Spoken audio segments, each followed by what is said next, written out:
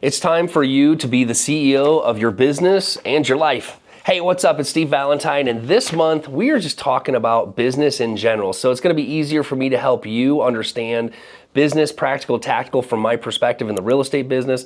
You can apply this to just about anything. Just take the word real estate agent out of it and apply it to employee or whatever that looks like. So let's dive into this, and really I want to share with you some of the journey that I'm on currently, shifting from the old school entrepreneur / real estate team leader, which would typically be the business owners, to being the CEO of my company and companies and the other things that we do.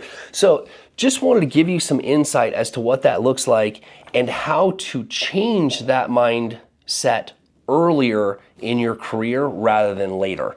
So let's dive into this. Some of the things that are here are, what are some of the biggest mistakes real estate agents make when they come into the business is they act like employees. And my dad used to always tell me, are we working in the business or on the business? So as the entrepreneur, it's separating the mindset of, and when you're solo, right? Maybe you're a solo agent, you're a solo entrepreneur. It's kind of like time blocking to be the CEO and the employee. And so you're wearing all the different hats, and you have to remember to segment those things in your life, because there's times that you need to work on the business and there's times you need to work in the business. So what's the difference? When you're working in the business, you are an employee. So you're doing hourly tasks, you're doing all the jobs that somebody you want to hire should be doing, and that's what you're doing during that time. Then you have to block out time to become the CEO. You see, eventually that the tables should tip to where you're spending more time being the CEO and less time being the employee. And that's a mindset. And one of those big mindsets is, number one, is you have to let go of control. And so just because you think you can do it better than everybody else doesn't mean you're still the person that should be doing it. Just because you can doesn't mean you should. My wife tells me that all the time when we buy houses. So let me give you a great example. In my business, about 7 years ago, I was at a mastermind with Chris Harder, and Drew Canoli, the founder of Organifi, was speaking. And what he was sharing was, hey, it took me a long time to realize that if somebody can do the task that I'm doing 80% as good as I can, I should let that task go to that person. They will learn and perfect the other 20% in their own way. And just know when you do that, you're going to have some mistakes. It's going to cost you a little bit of money, but the goal is to get that out of the way so that you can take that task off your list and move into working more on the business than in the business. This is how we get from being the employee to the owner, right? And by the way, the goal of the owner or the CEO of the company is to only own one thing, and that is the business. Everything else in the business, somebody else should own as a task or a to-do or a job in that aspect. Now, when you go through and you start to change that mindset, you have the ability to shift perspective, because now you're going to be looking at your business from 30,000 feet rather than through the front door, and it makes a big difference in what you see and how things operate. In order to be the CEO of your life, you have to be the CEO of your business, because when you're the CEO of the business, you are dictating what you will and won't tolerate. So how do you do that? Well, it comes from negative clarity.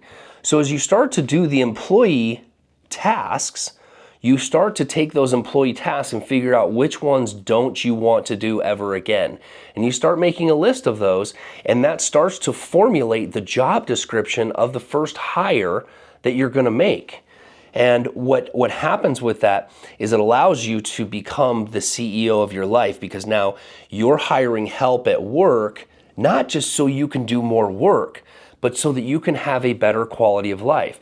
You see, I've done it in my career where I'm the solo real estate agent entrepreneur, where I'm running from house to showings to doing contracts to, I almost said faxing contracts out.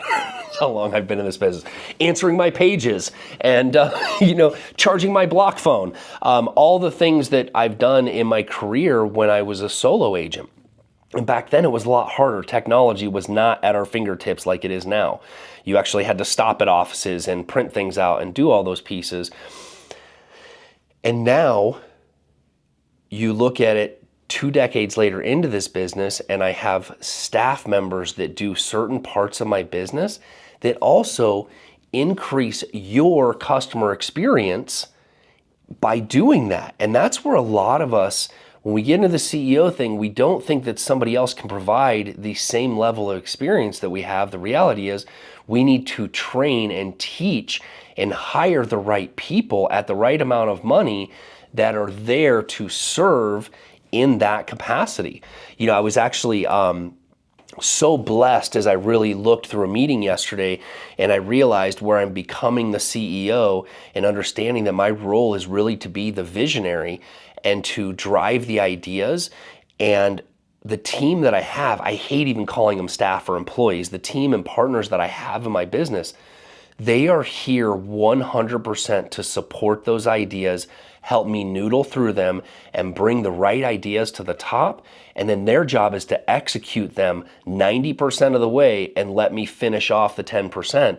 And so it is a different way of running the business, which again is also allowing the customer to have a better experience because they're not waiting on me, things aren't delayed, decisions aren't delayed, and we're being able to move through the process. That also takes some training on the client side, because any of us that have been in the position where we're the employee, the CEO, and then a returning client comes back and you have an employee in there now, and you want that client to deal with the employee, sometimes the client gets a little frustrated, like, well, we want to only deal with you. But let's all look at it and go, well, if that person was trained and brought up and does the things that I do, then they're just as good as I am. And that's the whole goal. When you really look inside my business, Tammy and Erica have been with me a decade, and they know my heart like the back of their hand, and they can answer and respond in the way that I do and take care of clients and customers the way that I do, because it's our culture. And that's what you're wanting to build in your business when you become the CEO, is you're building that culture that then flows out into your clients and your community. And it starts from within, and it starts from within you. And that's where being the CEO first of your life and making sure that your foundational principles in your life are set in stone so that those don't waver. And then when you take your CEO into the business, it creates that other part of culture where it flows out. So if you really want to dive into that, is making sure that you yourself are whole, your head and your heart are connected at home, and your spiritual, mental, all those things are connected. And you will be a much better CEO as you start to build. You see, it's really hard, and I can speak to this. It's really hard to build a culture when your foundation is not set in stone. And a lot of you know that I've gone through a pretty significant personal journey over the last 4 years, and that has changed how I operate. It's changed my capacity because I had to go inward and get my head and my heart reconnected, which has changed a lot of my business, a lot of my relationships with my clients, with you guys right here on this channel, and in my staff. And if you were to call or text any of my staff members, they would tell you a significant difference in, once I figured out where my foundation needed to lay, how it's changed the business, how it's changed the culture. So remember, it really starts with you at home internally before you start to build, because what you're putting out is going to be put out to your clients. So if you're training somebody new in your business and you're not wholly set in your foundation and your principles and what you will and won't tolerate, you won't be able to lead that person effectively. And again, I can say all these things because I've experienced it. You will make poor hires. You will get frustrated with those hires that they're not the right person and that they didn't do the right things. And the reality is, it's because you're not in the right mindset and you're not hiring in the capacity of what you truly need. So one of the differences between agents that burn out or quit, by the way, if you didn't know this, real estate agents, 87% of them burn out and quit within the first 5 years.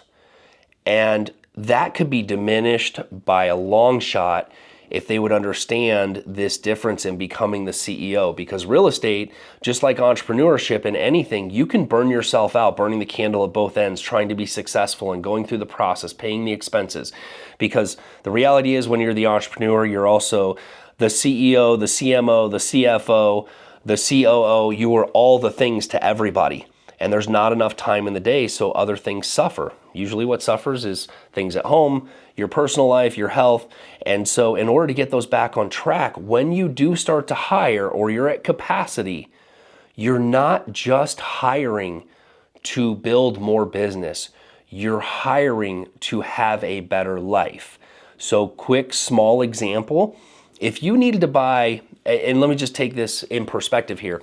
If you needed to buy an extra 10 hours a week in order to have more quality time with your kids, less time at work, whatever that looks like, start with something small.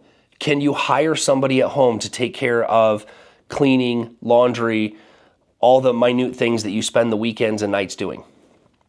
Can you hire a virtual assistant at $4 or $5 an hour to scrub data, do different things?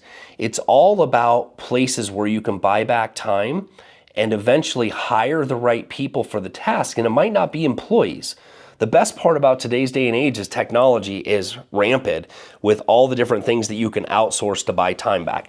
Great book, by the way, Dan Martell's Buying Time or Buy Back Time is a great book. Last but not least, real estate is not just about selling homes. It's about building a business and a life that you'll come to enjoy, and working with people you enjoy working with and they enjoy working with you. You see, when we build into the number one salespeople and how many transactions did you do and what stupid plastic trophies did you get this year and your posts on look at me, I'm top 1%, those don't do anything for anybody. They don't add zeros to your bank account. They don't tell you what kind of experiences you've had. They don't say what kind of person you are.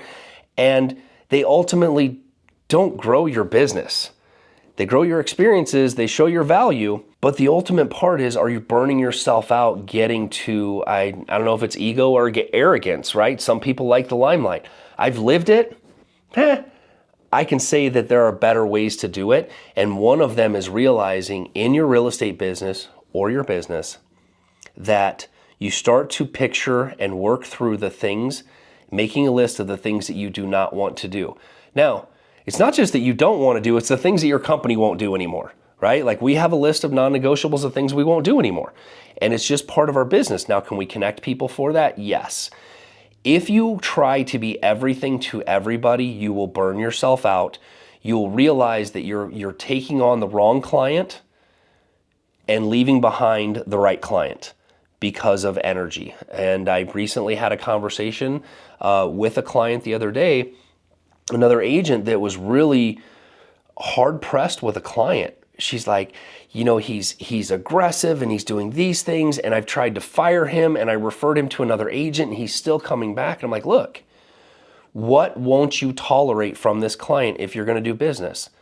She's like, well, I'm not going to invest a portion of my unearned income or discount my commission for the way he treats me and what he's asking me to do. And I'm like, okay, then just set the rules and I'm glad to work with you. Here's the commission, here's the structure, here's the time, here's all the pieces. And if he agrees to it, then great, you're on the same page. If he doesn't, you know that you set the terms that you were willing to accept and he can accept or not accept. And we all have that ability in our business. And the minute you find yourself being the CEO and making the right decisions for your company, it will change the way you operate as the employee until you can start hiring those people.